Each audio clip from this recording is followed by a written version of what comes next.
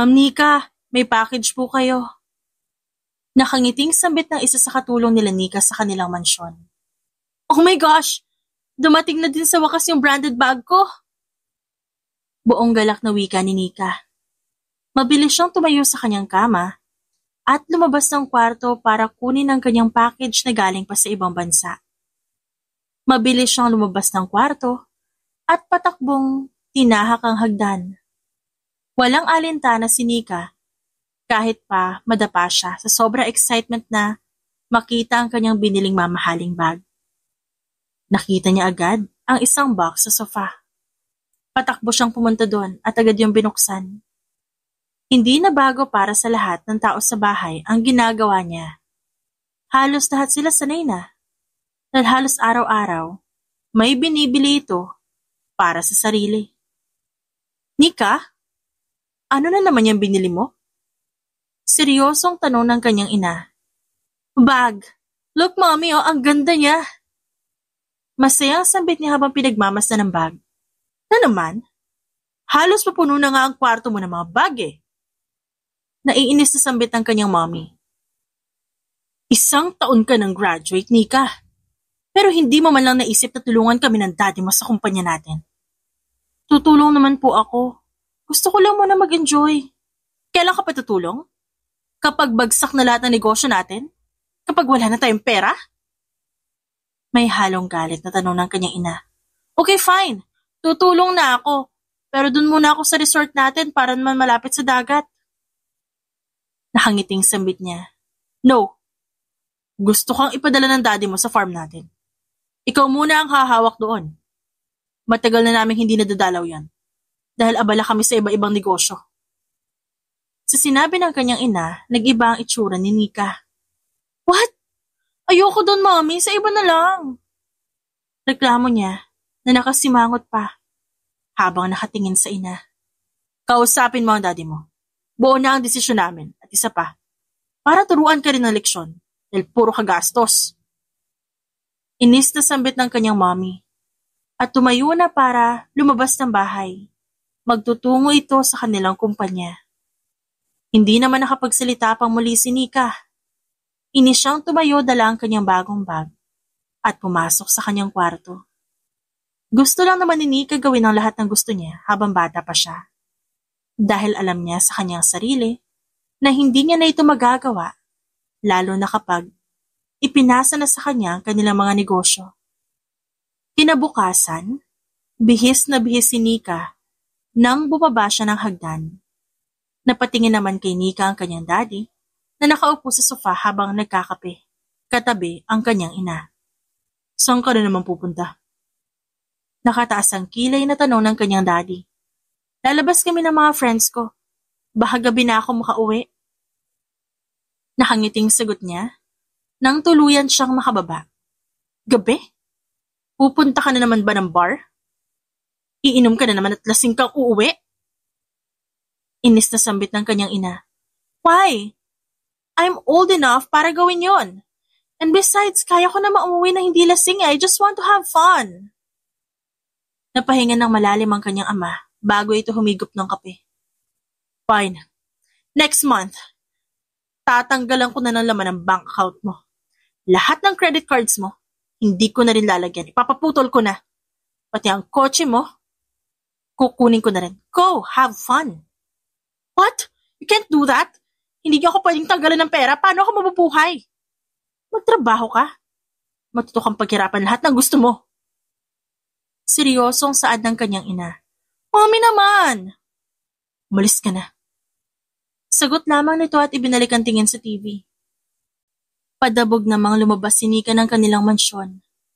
Inis siyang sumakay sa kotse at nagmaneho paalis. Kahit na inis siya sa mami niya, pinili pa rin niya mag-enjoy. Kasama ang kanyang mga kaibigan. Bumili siya ng kung ano-ano na sa tingin niya magagamit niya. At kagaya ng kanilang plano, dumiretso sila sa bar para magsaya. Hindi pa man sila nakakarating sa bar, nagloko na ang kotse ni Nika. What happened? Inis na tanong ni Elaine. Naubusan ata tayo ng gasolina? Sagot naman ni Nika. What? In the middle of nowhere? Saan naman tayo kukuha ng gas dito? Puro puno lang nakikita ko eh. Sambit naman ni Angel. Can you two please shut up? I can't think properly kasi ang daldal nyo. Hindi na nga kayo nakakatulong eh. Inis na sagot ni Nika. Ikaw kasi Angel, ang arte mo, sabing doon na lang tayo sa bar sa bayan. Gusto mo pa talaga mapalayo? O ayan, nasa kaligitnaan tayo ng kawalan. Inis na dagdag pa ni Nika. Wala ding signal, paano na tayo nito? Naiiyak na sambit naman ni Elaine. Hindi pa man sila nakakailang minuto sa lugar na yon, may nakita na si Nika na papalapit na kotse. Mabilis siyang bumaba ng kotse niya kasama ang dalawa niyang kaibigan. Agad nilang tinawag ang kotseng paparating para huminto ito. Hindi naman sila nabigo. Huminto ito mismo sa kanilang harapan. Kuya, pwede niyo ba kaming tulungan? Naubusan po kami ng gas. Sambit ka agad ni Nika nang ibaba ng driver ang bintana ng kotse. Saan ba kayo pupunta? Seryoso nitong tanong. Bumaba ang lalaki sa kanyang kotse at kasunod ang dalawa pang lalaki na pare-parehong nakasuot ng kulay itim na shades.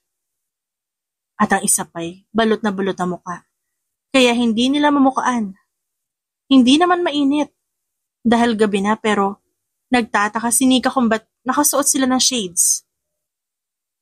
Nakaramdam siya ng kaba, pati na rin ang dalawa niyang kaibigan nang makita ang mga lalaki. Ngunit hindi niya ipinahalatang kinakabahan siya. Doon lang po kami sa crisp bar. Sagot ni Nika sa mga ito. Sakto pala, doon din ang punta namin. Gusto niyo ba sumakay na lang kayo sa amin? Maluwag pa naman eh. At saka yung kotse niyo pwede naman niyang kunin bukas. Hindi na lang po pala kami sasabay. Padating na po si Daddy. Sambit ni Angel, na kunwaring nagtitipa ng kanyang cellphone, pero ang totoo, nakakaramdam din siya na hindi maganda ang mangyayari. Ganun ba? Sayang naman. Sagot naman ng isang lalaki. Alam niyo, delikado kayo ngayon dito. Lalo na't puro kayo babae. Di ba kayo natatakot? Dahan-dahang umiling si Nika bilang sagot.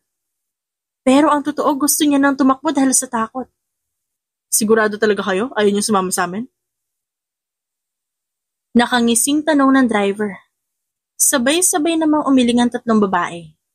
Nagkatinginan ang tatlong lalaki at sabay-sabay nang humisi. Napakunot naman ang noo si Nika. Hindi na ho. Hihintayin na lang po namin yung daddy niya. Kinakabahang sagot ni Elaine. Muling nagkatinginan ang mga lalaki at napangisi. Lalong napakunot ang noo ni Nika nang isa-isang may kinuha ang mga lalaki sa kanilang likuran. Sunod-sunod na napaatras silang tatlo nang makita kung ano yon. Ayaw niyo talaga sumama sa amin? Sunod-sunod ang pag-iling ni Elaine at halos matumba siya sa ginagawa niyang pag-atras. Maging si Angel hindi na rin alam ang gagawin dahil natatakot na rin siya. Napatingin naman si Nika sa isang lalaki na balot na mukha. Hindi man lang ito nagsasalita. Nakatutok ang hawak niyang baril kay Angel. At ang kanyang mga mata seryoso lamang na nakatingin sa kanilang tatlong babae. Gusto niyo bang mamatay na maaga? Sigaw ng lalaking kaharap ni Nika. Umiling sila.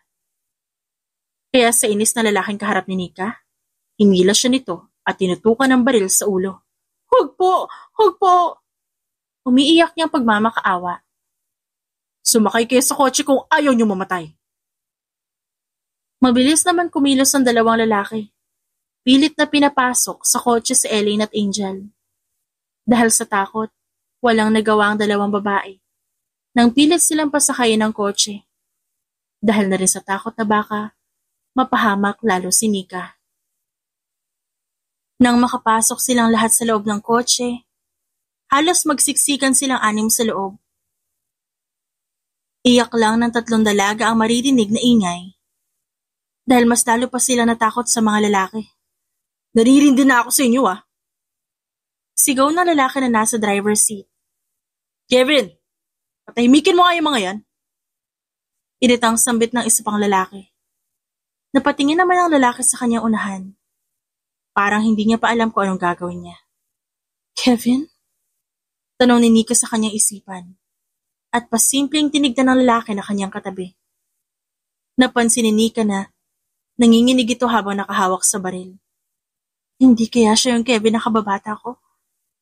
Pero imposible. He can't do this to me. Alam kong kilala niya pa rin ako kahit matagal ng panahon na nakalipas. Tahimik! Sigaw ni Kevin. Hindi yun boses ni Kevin. Hindi pa rin tumigil sa pag-iyak ang tatlo hanggang sa huminto na ang kanilang sinasakyang kotse. Agad na pinababa ang tatlong babae sa kotse. At nang makababa si Nika, agad siyang tinutukan muli ng baril sa ulo. At pilit na pinaglalakad papasok sa isang abandonadong bahay. Muling nakaramdam ng takot si Angel at Elaine nang makita ang paligid ng bahay. Bilisan mo, maglakad! Sigaw muli ng lalaki. At tinutulak papasok sa gate si Nika. At ang gate na yun puro kalawang na.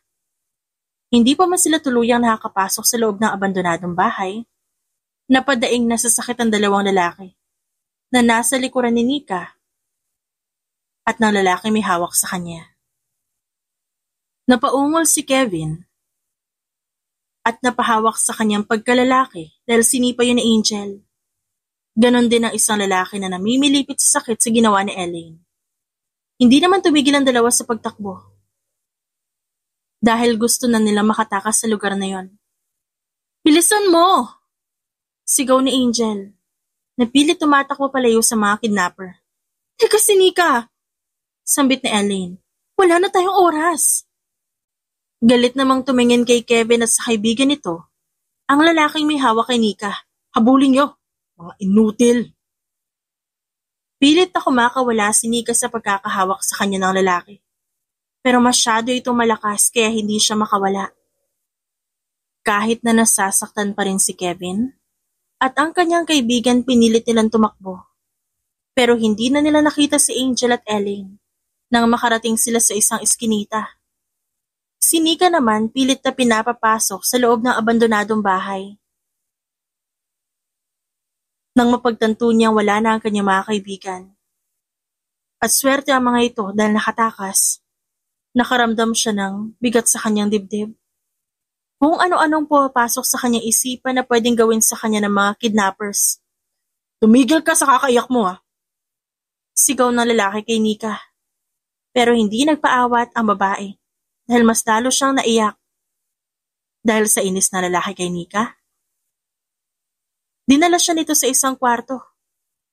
At pabagsak na inilagay doon ang babae. Teka, pakawalan mo na ako. Please naman oh. Saad ni Nika at humabol pa sa lalaki bago nito sarahan ang pinto. Pero dahil nanghihina na siya, naisarado na ng lalaki ang pinto at nalock pa yon. Kaya hindi na siya makakalabas. Inilibot ni Nika ang kanyang paningin sa buong silid. Wala siya makita dahil madilim. Isinisiksik na lamang ni Nika ang kanyang sarili sa isang gilid at doon umiyak ng umiyak. Hindi maalis sa isip ni Nika ang mga bili ng kanyang daddy at mommy. Na kung sana sinunod niya na lamang ang mga ito, hindi siya mapupunta sa lugar na ganito.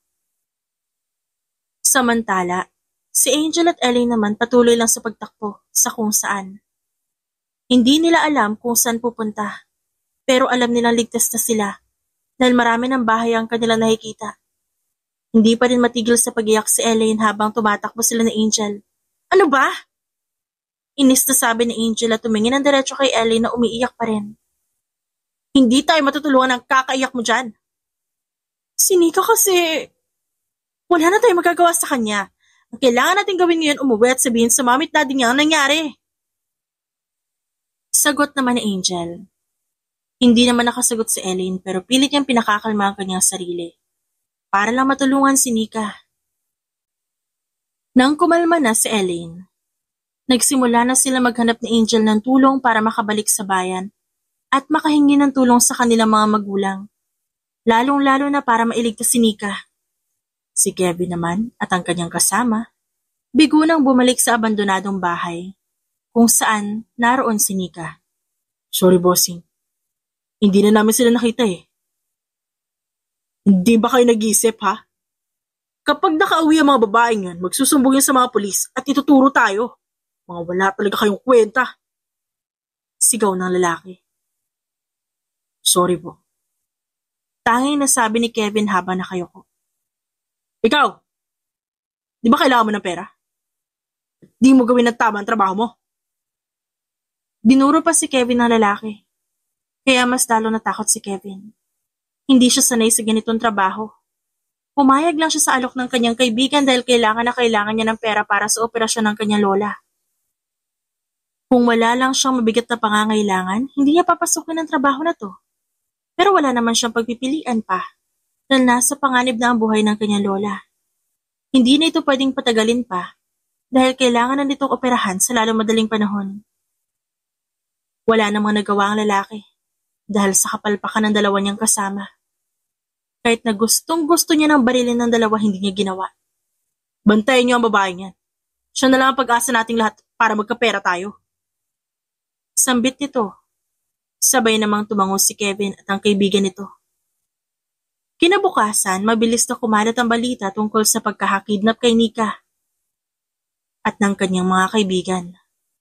Kaagad ito nabalita sa TV at maging sa iba't ibang social media platforms, kalat na rin to. Ang ina, hindi pala basta-basta itong nakidnap natin. Sambit ng kaibigan ni Kevin habang nakatingin sa kanyang cellphone. Tignan mo, 5 million na pabuya kung sino mang makakita sa babae. Sagot nito habang pinapakita kay Kevin ang cellphone. Pinagmasdan yung maigi ni Kevin at nakita niya ang pangalan ng babaeng nakakulong ngayon sa kwarto na kanilang binabantayan. Nika Galvez. Bakit pamilyar? Tanong niya sa isip.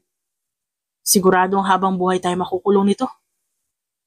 Halata ang kaba sa boses ng kaibigan niya. Hindi yun pinansin ni Kevin. Nagpatuloy siya sa pag-aayos ng pagkain na ibibigay niya kay Nika sa loob. Hindi pa rin kasi bumabalik ang kanilang boss simula na umalis to kagabi. Pagpasok ni Kevin sa loob ng kwarto, nadatnan niya ang babaeng nakahiga sa isang gilid at halatang lamig na lamig. Gising, kumain ka na. Seryosong sambit ni Kevin habang nakatingin kay Nika na hindi man lang gumagalaw. Marahan niyang niyugyug ang dalaga para gisingin to. Hindi na naman nagtagal nagising na si Nika. Nang makita niya ang mukha ni Kevin, nalaki ang kanyang mga mata. Dahil ang Kevin na kilala niyang mabait at mapagmahal, ay siyang kumidnap sa kanya. At gusto siyang gawa ng masama. Agad na napaatras si Nika dahil sa takot kay Kevin. Parang hindi na ito ang lalaking nagustuhan niya noon. Parang hindi na ito yung lalaking dati, kakampi niya ng mga bata pa sila. Kumain ka na. Sambit lamang nito. At tumayo na para muling lumabas ng kwarto. Narinig naman niyang inilak ni Kevin ang kwarto, kaya muli siyang nakaramdam ng takot. Tinitigan lamang niya ang pagkain sa harapan. Wala doong kutsara at tinidor. Tanging 2 plastik lang. Isang plastik ng kanin at ulam. Nagtatalo sa isipan ni Nika kung kakain ba siya o hindi. Kagabi pa siya walang kain. Pero hindi niya rin alam kung ligtas ba ang pagkain na kanyang kakainin. Sa huli, hindi niya pa rin ginagalaw ito. Nang muling pumasok si Kevin sa kwarto, napakunot ang kanyang noo nang makitang hindi ginalaw ni Nika ang pagkain. Hindi ka kakain. Papakain ko yan sa aso. Seryoso ang sambit niya habang nakatingin kay Nika.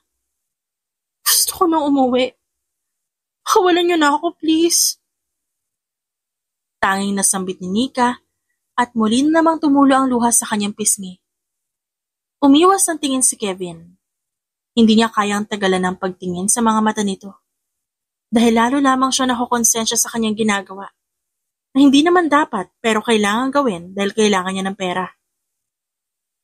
Hindi ka pwedeng umuwi hanggat di binibigay ng pamilya mo ang perang kailangan namin. Sambit na lamang ni Kevin na tumalikod na.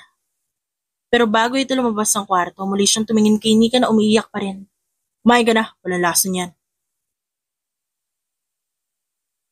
Isinara na lalaki ang pinto ng kwarto.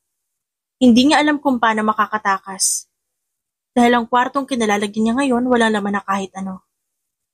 Ang bintana din nito ay sobrang taas at malabong magkasya ang tao doon. Walang nagawa si Nika kundi kumain ng kumalamang kanyang tiyan. Habang patuloy siyang kumakain sa loob ng kwarto, nag-uusap naman sa labas si Kevin at ang kaibigan niyang si Noah. Di na babalik si boss. Mahinang sambit ng kanyang kaibigan. Ano? May halong galit na tanong ni Kevin. Malamang natakot na rin yung sa pwedeng gawin ng pamilya ni Nika. Ibalik na lang kaya natin yan. Sabihin natin na nakita na natin siya. Sayang din yung 5 million, no? Nag-iisip ka ba? Kapag binalik natin yan, sa tingin mo ba, hindi siya magsasabi na totoo? Di na yan bata para sabihan mo siya na gagawin niya. Inis na sagot ni Kevin at napasabunot ng sariling buhok na sobrang galit. Anong gagawin natin? Ayaw ko din naman makulong habang buhay. Sagot ni Noah. Parang takot na takot talaga. Sinaulo ka ba? Ikaw ito nahila sa akin para gawin to. Tapos ikaw pa itong takot na takot ngayon. Nandito na tayo, panindigan na natin to. Hindi naman nagsalita si Noah at tumahimik na lang ito. Pero ang kanyang utak nag-iisip kung paano makakaalis doon dahil ayaw niyang mapahamak. Pagsapit ng gabi, muling dinalhan ng pagkain ni Kevin si Nika. Dala nito ang cellphone kung saan tatawagan nila ang pamilya ni Nika para manghingi ng ransom. Tawagan mo ang mami at daddy mo, bilis. Saad ni Kevin at inabot kay Nika ang cellphone. Nanginginig naman yung kinuha ni Nika habang takot na takot na nakatingin kay Kevin. Seryoso lamang na nakatingin ang binata kay Nika. Halata pa rin sa dalaga ang takot sa katawan. Bukod sa panginginig nito medyo lumalayo din si Nika kay Kevin. Masusi lang na nakatingin si Kevin sa babae habang nagtitipa sa cellphone na ibinigay sa kanya ng lalaki. Pilit niyang inaalala ang cellphone number ng kanyang mommy. Wala na siya ibang pagpipilian pa kundi humingi ng tulong sa kanyang mga magulang. Ano, matagal pa ba? Inis na tanong ni Kevin at umupo kaharap ni Nika para mabantayan to. Hindi sinasagot ni mommy eh. Kabadong-kabado naman, ang mommy ni Nika nang may tumatawag sa kanya. Maraming pulis at detective ang nasa kanilang mansyon para lang makita at matrace si Nika. Sagutin niyo na ho. Utos ng pulis sa ina ng babae. Nanginginig yung sinagot ng ina ni Nika. Iyak agad ng kanyang anak ang bumungad sa kanya. Mommy! Nika, nasan ka? Anong ginawa nila sa'yo? Sunod-sunod na tanong ng kanyang ina na unti-unti na ring naiiyak. Agad namang kumilos sa mga pulis para matrace at makuha ang information na ginamit ni Nika na number. Mommy, please help me. Paulit-ulit na sambit ni Nika. Sunod-sunod na tumulo ang luha ng kanyang ina at pilit pinakakalma ang sarili. Don't worry, okay? Gagawin namin ang lahat para makuha ka. Hindi kami titigil hanggat hindi ka namin nakikita. Hindi naman napigilan ni Nika ang humagulhol. Oh, Mommy, kunin niyo na ako dito. Ayoko na dito. Dahil sa inis ni Kevin, agad niyang kinuha ang cellphone at inis na sinagot ang nasa kabilang linya. Gusto niyo makuha ng buhay ang anak niyo? Bigyan niyo kami ng 10 million, ibabalik ko ang anak niyo. Lalo namang napaiyak si Nika sa kanyang narinig. Alam niyang kaya yung bayaran ng kanyang pamilya. Pero iniisip niya kung mapagkakatiwalaan ba si Kevin at ang kasamahan nito. Dahil mukhang walang balak na maganda ang mga ito para sa kanya. Hindi na rin to ang Kevin na kilala niya. Don't kill me, please. Kapag binigay ng pamilya mo ang kailangan namin, makakauwi ka sa inyo ng buhay.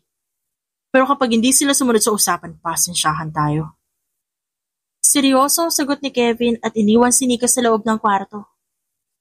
Nang makalabas si Kevin sa kwartong yon, agad niyang hinanap si Noah. Pero wala na ito sa loob ng bahay maging sa labas.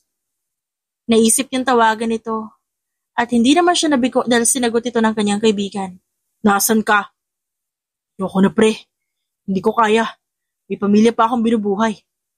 Oh, you ka-traidor! Kung mag-alala, hindi ako magsasalita sa mga pulis. Hanggat maaga pa, ibalik mo na siya sa kanila. Hindi. Hanggat wala akong perang na iuuwi kay Lola, hindi ko siya ibabalik. Seryoso ang sagot ni Kevin at mabilis pinatay ang tawag. Dahil sa kanyang galit, sinipa niya ang babasaging vase na nasa kanyang harapan. Hindi niya akalaing maiiwan siya mag-isa sa planong hindi niya naman ginusto. Pero siya ngayon ang naiipit. Bukod sa kailangan ni Kevin ng pera, hindi niya na rin pwedeng basta-basta na lang ibalik si Nika sa kanila dahil maaari pa rin siya makulong. Inisip na lamang ni Kevin na ibabalik niya na maayos si Nika kapag sumunod ang pamilya nito sa usapan. Kinabukasan wala pa ring tawag mula sa pamilya ni Nika. Kaya naisip ni Kevin na muling tawagan to. Nakahanda na ba ang pera? Seryosong tanong niya sa ama ng babae. Oo, kumusta ang anak ko? Naglakad si Kevin papasok sa kwarto ni Nika at nadatan niya ito nakaupo sa isang gilid. Seryoso lamang si Nika na nakatingin sa kanya. Hanap ka ng tatay mo. Mabilis naman yung kinuha ni Nika para kausapin ang kanyang ama. Don't worry, makakauwi ka na. Sagot lang ng kanyang daddy. Malaki ang tiwala ni Nika sa kanyang ama. Alam niyang kahit pasaway siya, mahal siya ng kanyang mga magulang. Nang matapos ang usapan, at masabi na ni Kevin kung saan dadali ng pera kapalit ni Nika, agad naghanda si Kevin. Dala ang kanyang baril at pwedeng proteksyon para sa kanyang sarili. Pagsapit ng gabi kasama niya si Nika na lumabas ng bahay. Merong tali ang kamay ng babae. Maging ang bibig nito, may takip din para hindi makalika ng ingay ang dalaga. Nang makarating sila sa bakanting lote, na tinuro ni Kevin sa mga magulang ni Nika, naghintay sila doon kung darating ang mga ito. Napansin ni Nika na hindi mapakali si Kevin sa kinauupuan. Ang kanyang panginginig, napansin din ni Nika. Ang buong mukha ni Kevin balot na balot upang hindi ito makilala ng kung sino. Kapag hindi sumunod ang mga magulang mo, na dapat sila lang ang dadating, baka hindi ko alam kung anong pwede kong gawin sa'yo. Seryosong sambit ni Kevin. Sunod-sunod namang napailing ang babae bilang sagot. Ilang minuto pa ang kanilang hinintay, dumating na ang dati ni Nika. May dalang bag kung saan nakalagay ang pera. Inilibot ni Kevin ang kanyang paningin sa paligid para siguraduhin walang kasamang pulis ang ama nito. Ganon din ang ginawa ni Nika, pero napakunot ang kanyang noo nang mapansin ang ilang gumagalaw sa likuran ng kanyang ama. Kahit na madilim, ay naaaninag ni Nika na may tao doon. Hindi maiwasang mapaiyak ni Nika dahil sa magkahalong gamit. Alam kasi niya na ibabalik na talaga siya ni Kevin. Pero mukhang hindi pa yun matutuloy dahil hindi sumunod sa plano ang kanyang pamilya. Hindi rin nakaligtas kay Kevin ang mga taong nag-aabang sa paglapit nila. Hindi sumunod sa usapan ng ama mo. Galit na sambit ni Kevin at tinawakan sa leeg ang babae. Dahil hindi makapagsalita si Nika, sunod-sunod na tumulo na lang ang kanyang luha at dahan-dahan siyang hinilan ni Kevin paalis doon. Tinawag siya ng kanyang daddy. Pero walang magawa si Nika dahil hawak-hawak siya ni Kevin at may baril na nakatutok sa ulo niya. Habulin siya! Bilisan niyo! Sigaw ng isang pulis. Ilang beses pang pinaputokan ng baril si Kevin. Ang mga unang bala na iilagan ni Kevin pero ang huli, na balang pinutok na isang pulis. Nadaplis na ng braso niya. Pero hindi niya yun ininda. Patuloy lamang siya sa pagtakbo kasama si Nika. Hindi na mukaan ng mga pulis kung sino ang kumidnap kay Nika dahil sa takip nito sa muka. Kaya nahihirapan silang alamin kung sino yon. Nang masiguro naman ni Kevin na wala na nakasunod sa kanila, palihim silang bumalik muli sa bahay kung saan niya una ikinulong ang babae. Nang makarating sila ng bahay, hindi na nagawang ikulong ni Kevin si Nika. Nanatiling nakatali ang kamay at bibig nito. Habang pinagmamastang mamilipit sa sakit si Kevin sa sofa kung saan to nakahiga. Pilit na tinatanggal ni Nika ang pagkakatali ng kanyang kamay. Wala na siyang pakaalam kung masugatan pa siya. Ang mahalaga sa kanya matanggal ang tali na yon. Malaya na siyang makatakbo palabas ng abandonadong bahay pero hindi niya ginawa. Alam ni Nika na kailangan ni Kevin ng tulong. Kapag hindi kasi napigilan ng dugong tumatagas mula sa sugat ni Kevin, maaari itong maubusan ng dugo.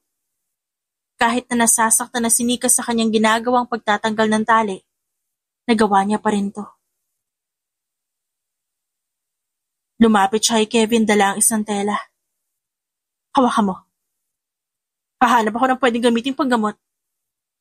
Sandaling napatingin si Kevin sa kanya. Pero sinunod siya nito. Tumakbo si Nika papunta sa kusina at naghanap ng first aid kit. Wala siyang nakita doon. Kaya naghanap naman siya sa mga kwarto. Pero dahil nga walang laman ng bahay, wala siya nakitang first aid kit sa loob ng mga kwarto. Pero hindi pa rin siya nawala ng pag-asa. Bumalik siya muli sa sala kung nasan si Kevin at doon naghanap. Hindi naman siya nabigo. Nakakita siya ng first aid kit sa ilalim ng aparador. Mabilis siyang bumalik kay Kevin na namumutla na. Malapit na ata maubos ang dugo nito sa kalahating katawan. Sinimula naman ni Nikang gamutin si Kevin. Tahimik na napapaaray si Kevin dahil sa hapdi. Ngunit pinipilit niyang hindi parinig kay Nika ang kanyang mahihinang ungol. Nang matapos si Nika na linisin ang sugat ng lalaki, inayos niya ang kanyang mga gamit. Mabuti na lang hindi sobrang lalim ng pagkakatama ng bala kay Kevin. Hindi na malaya ni Kevin na nakatulog na siya sa sofa. Pinagmasdan lamang siya ni Nika habang natutulog at sa totoo lang pwede na siyang tumakas at tumakbo pa uwi sa kanila. Pero may kung ano sa kanya na hindi niya ginawa at nanatili lang siya sa lugar na yon. Pagsapit ng hating gabi nagising si Kevin. Mabilis siyang kumilos dahil iniisip niya na tumakas si Nika. Pilit siyang tumayo para hanapin to dahil wala ito sa sala kung nasan siya. Mabilis siyang pumunta sa kwarto kung saan niya palaging kinukulong ang babae. Wala ito doon kaya pumunta siya sa kusina para hanapin ito. Hindi naman siya nabigo. Nakita niya doon si Nika na nagluluto ng pagkain. Napaupo naman si Kevin sa dining table at pinagmasdan to. Ba't di ka tumakas? Kung tumakas ako, malamang patay ka na ngayon. Sagot naman ni Nika. Umikot siya at inilagay sa isang lalagyan ng pagkain na kanyang niluto. Nagtataka namang tumingin si Kevin kay Nika dahil sa sagot nito. Hindi niya kasi akalain na ganito ang mangyayari sa lahat ng ginawa niya kay Nika. Bakit mo ako tinutulungan? Hindi ba dapat galit ka sa akin? Galit ako sa'yo. Pero hindi ibig sabihin nun dapat kitang pabayaan. Tao ka rin at pwede kang mamatay. Sagot ni Nika at muling tumalikod kay Kevin para kumuha ng plato at kutsara na gagamitin nila. Pero kinidnap kita. Kinidnap mo ako para magkaroon ka ng pera. Narinig ko ang usapan niyo ng kaibigan mo. Kailangan mo ng malaking pera para sa operasyon ng lola mo. Nung una pa lang, na nakita kita, alam ko labag sa loob mo ang ginagawa mo. Pero wala kang choice dahil kailangan mo nga ng pera. Hindi naman nakapagsalita si Kevin dahil totoo ang sinabi nito. Pero hindi niya pa rin maintindihan kung ba't di umalis ang dalaga. Kaya ka ba hindi tumakas kasi naawa ka sa akin? Tanong muli ni Kevin at diretsong tumingin sa mga mata ng babae. Di naman niya nagtagal, umiwas si Nika ng tingin para lagyan ng pagkain ng plato ni Kevin. Oo, awang-awa ako sa'yo dahil sa ginawa mo sa amin. Pero sa ilang araw na nandito ako, ang dami ko napagtanto. Siguro, parusa ko to kasi masyado ako naging pasaway sa mga magulang ko. At nakalimutan ko na igalang at sundin ang gusto nila. Gusto rin kitang tulungan para sa lola mo. Kaya kapag nakuha na natin ang pera kay mommy at daddy, pwede mo na ipagamot yung lola mo. Napayuko si Kevin sa sinabi ni Nika. Nagsimula ng kumain ang babae pero hindi magawang galawin ni Kevin ang pagkain nasa kanyang harapan. Iniisip niya pa rin kung dapat ba niyang pasalamatan si Nika sa ginawa nito. Pwede ka pa rin makulong kapag nakuha mo na yung pera. Sambit ni Nika at diretsong tumingin kay Kevin. Wala na akong pakialam. Ang gusto ko lang mapagamot si Lola. Ano pa sakit ng lola mo?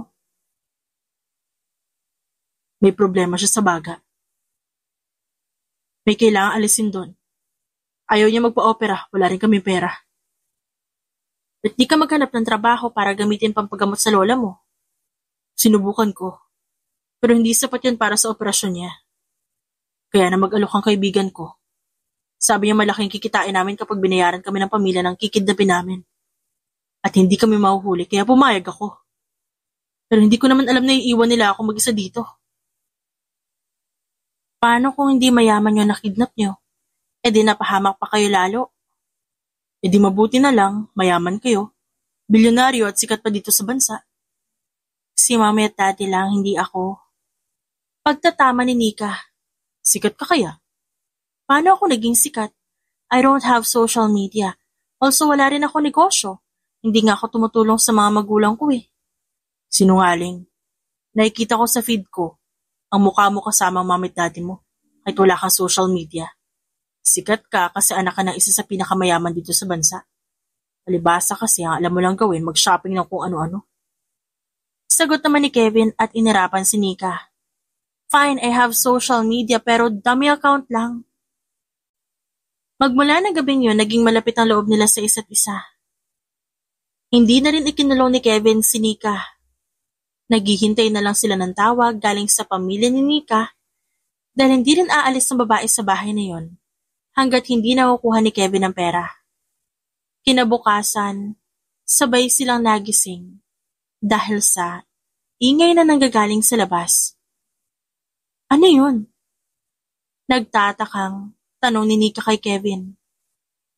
Di ko alam. Nang sumilip siya sa bintana, napamura siya. Nawala ang kanyang antok na makita ang mga pulis at maraming taong nakapaligid sa gate ng abandonadong bahay. Kung sino man kayong kidnapper na nasa loob, ilabas mo si Miss Nika Galvez. Sigaw ng isang pulis. Paano nila nalaman nandito tayo? Kunot noong tanong ni Nika kay Kevin. Di ko din alam. Siguradong may nagsumbong kung nasan tayo. Anong gagawin mo? Nagtatakang tanong ni Nika. Kinuha ni Kevin ang kanyang baril at nilagyan ng maraming bala. Naninigurado lang. Tuso ang mga pulis. Hindi sila aalis dyan hanggat di mo ako binibigay. Di rin kita ibibigay hanggat di nila nabibigay yung pera. Anong plano mo? Medyo patay kung patay. Sagot ni Kevin at muling sumilip sa bintana. What if ibigay mo na lang ako sa kanila, tapos sabihin natin na ikaw yung tumulong sa akin para makatakas sa mga kidnapper? Kinakabahang sambit ni Nika. Kunot noon namang napatingin si Kevin sa kanya. Seryoso ba? Ganyan ang suggestion mo? Sa tingin mo ba maniniwala sila kapag sinabi natin yan? Di sabihin natin na hindi talaga ikaw ang may gawa ng kidnapping. Paniniwalaan nila ako dahil ako naman yung biktima. Pwede pa papunta sa yung 5 million na pampuya para sa operasyon ng lola mo. At hindi ka pa makukulong. Mabilis na paliwanag ni Nika kay Kevin. Kunot noong tumingin muli si Kevin kay Nika at hinarap to. Bakit ba gustong-gusto mo akong tulungan? Alam mo bang pwede ka pa rin madamay kapag ginawa mo yan? Hindi ko kailangan na awa mo, kailangan ko pera. Paano ka nga magkakapera? Tingnan mo nga nasa panganib na ang buhay ng lola mo, pati ba naman ikaw ilalagay mo rin yung sarili mo sa kamatayan? Inis na sambit ng babae. Wala na tayong magagawa, nandito na nangyari na. Nasa bunutan ni Kevin ang kanyang buhok dahil hindi niya na alam ang gagawin. Naghalo-halo na kung ano ang iniisip niya sa kanyang utak. Gusto niyang tumakas pero paano? Meron pa. Kung tutulungan mo akong kumbinsihin sila na hindi ikaw ang kumidnap sa akin. Paano kapag di sila naniwala? You don't have a choice. Ako nga ang biktima dito. Paniniwalaan nila ang statements ko. Gagawa ko ng paraan para hindi ka makulong. Sagot naman ni Nika at umupo na sa sofa. Nag-iisip siya kung paano lalabas na hindi nahahalata ng mga tao. Na peke ang kanilang pinapakita. Hindi ako kumbinsido. Magdududa sila kapag nakita nila tayong sabay na lalabas.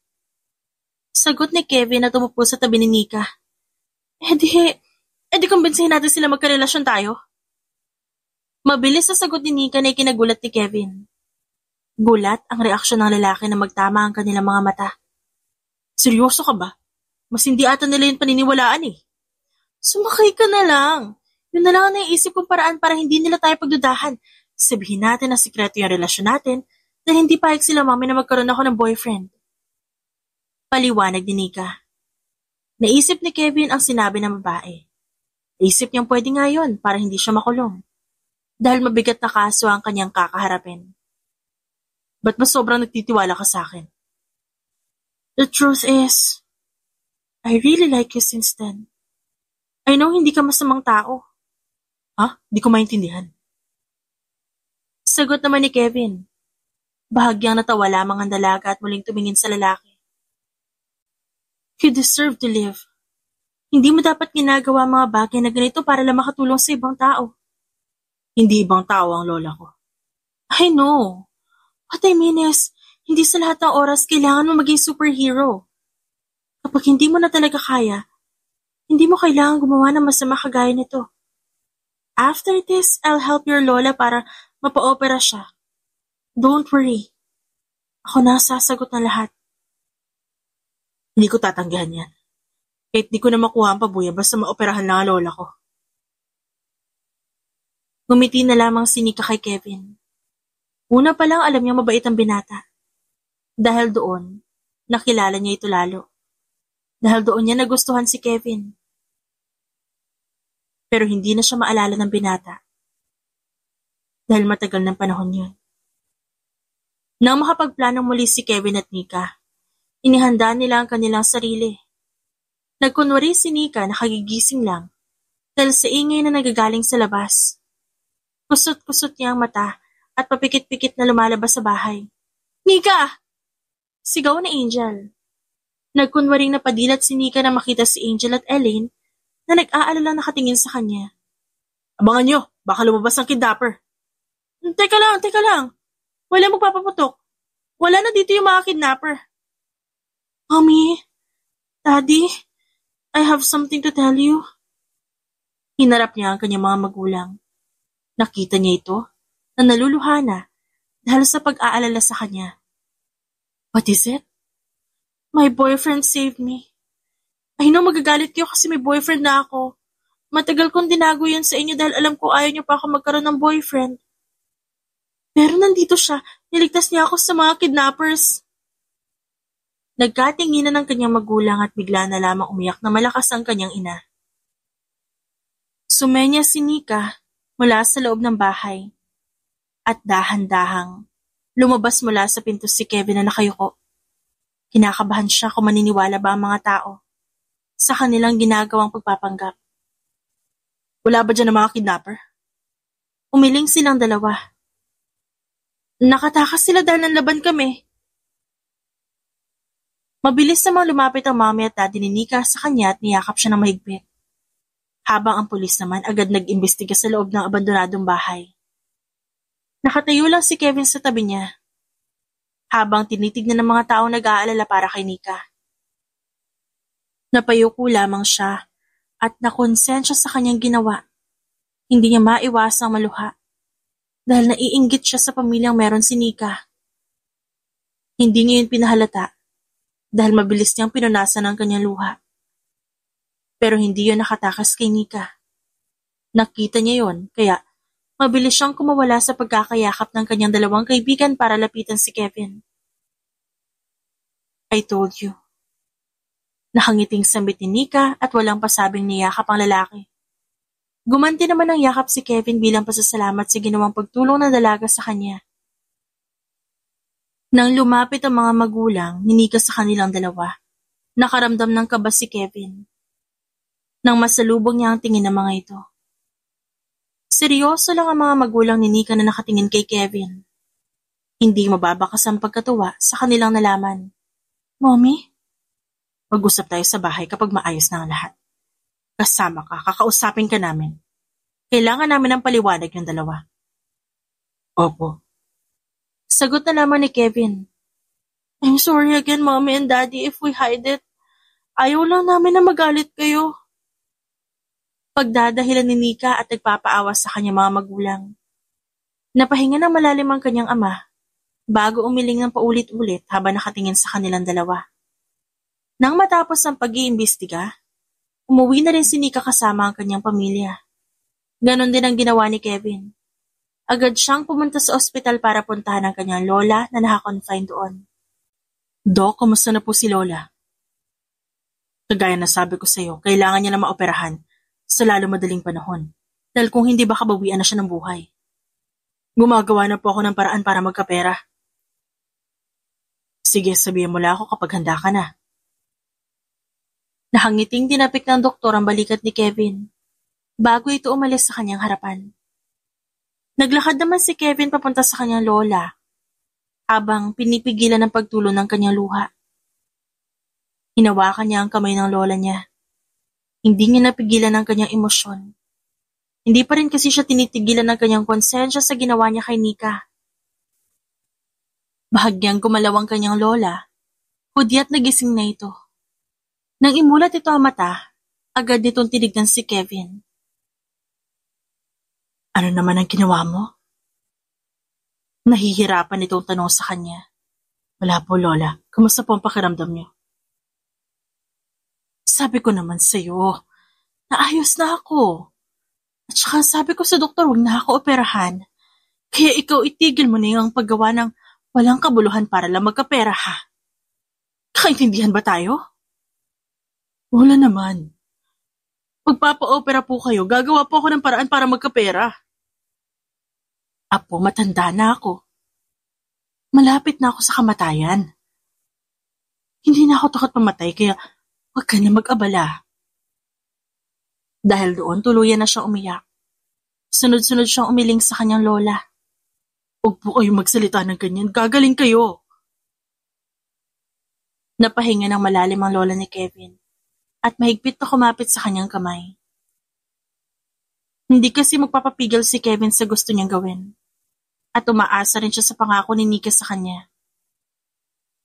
Palabas na siya ng kwarto ng kanyang lola nang bigla siyang hilahin palabas sa ospital ng kanyang kaibigan. Kevin, anong ginawa mo? Ha? Ano sinasabi mo? Paano mo nalusutan ng mga pulis? Nasaan na ang pera? Sunod-sunod itong tanong. Dahil sa galit na nararamdaman ni Kevin, mabilis niyang sinuntok ng 2 beses ang kaibigan. Anong problema mo? Sira ulo ka ba, ha? Matapos mo akong iwanan doon, magtatarong ka kung nasaan ang pera. Akala ko pa naman tunay kitang kaibigan. Pero duwag ka.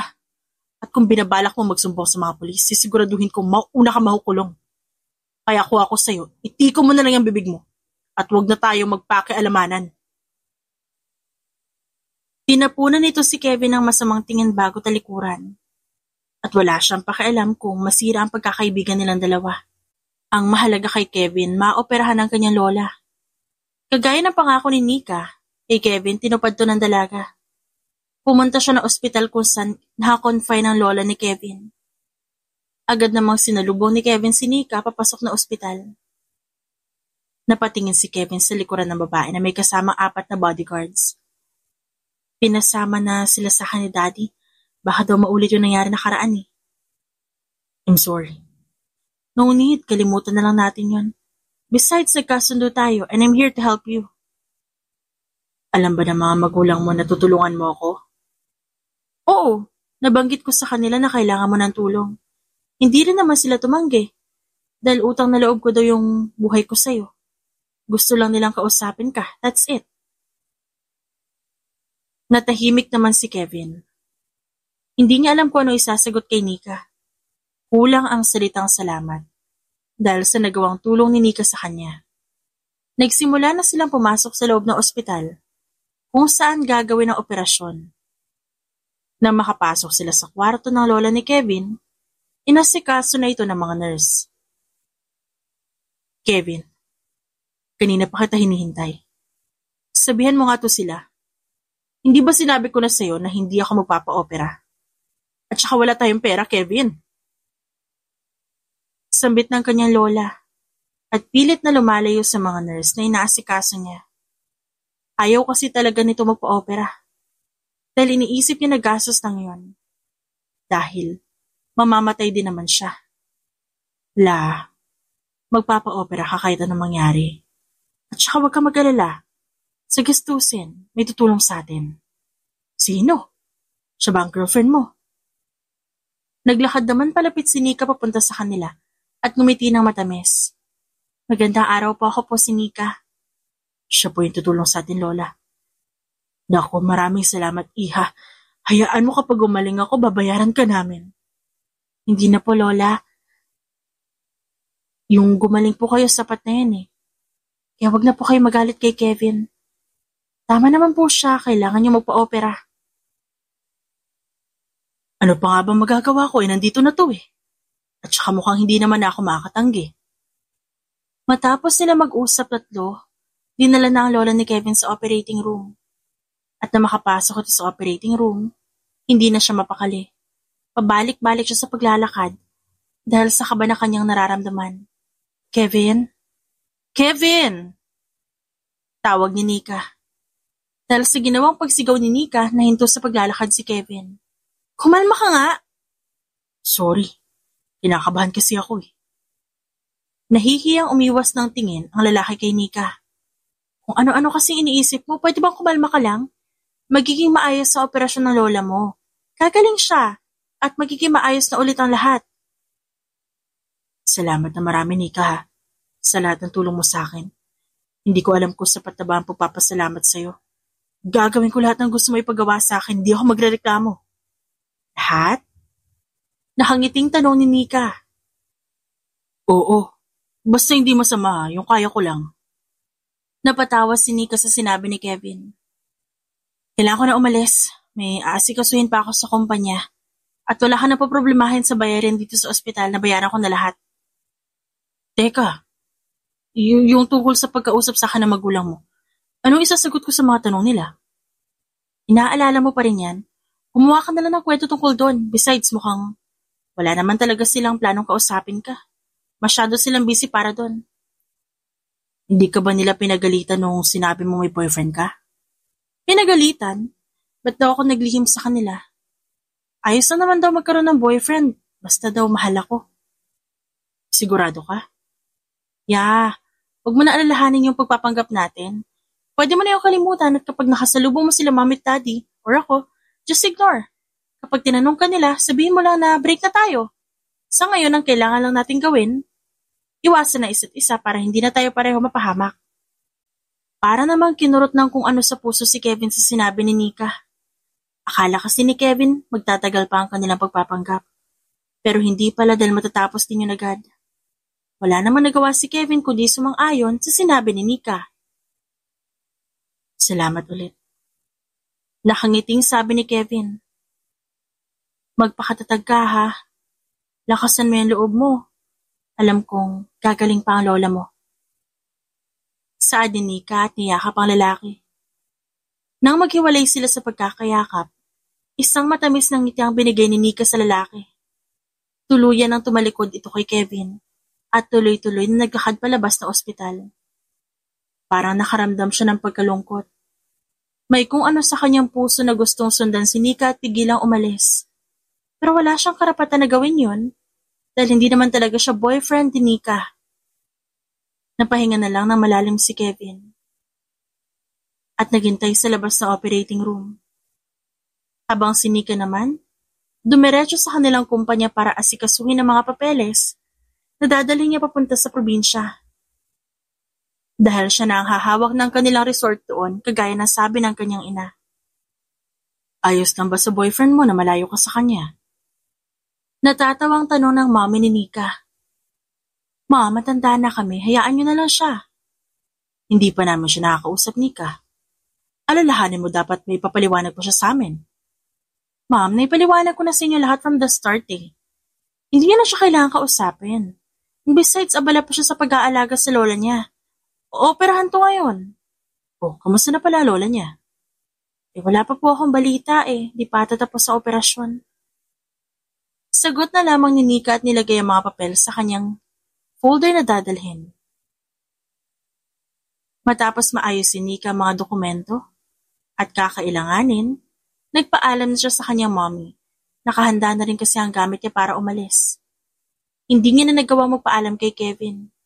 Alam kasi ni Nika na hindi sila pareho ng nararamdaman ng binata. Kahit pa sabihin ni Nika na kilala niya si Kevin, dati pa. Sumakay siya ng kotse at nagmaneho papunta ng probinsya. Masaya naman si Nika sa kanyang pinili.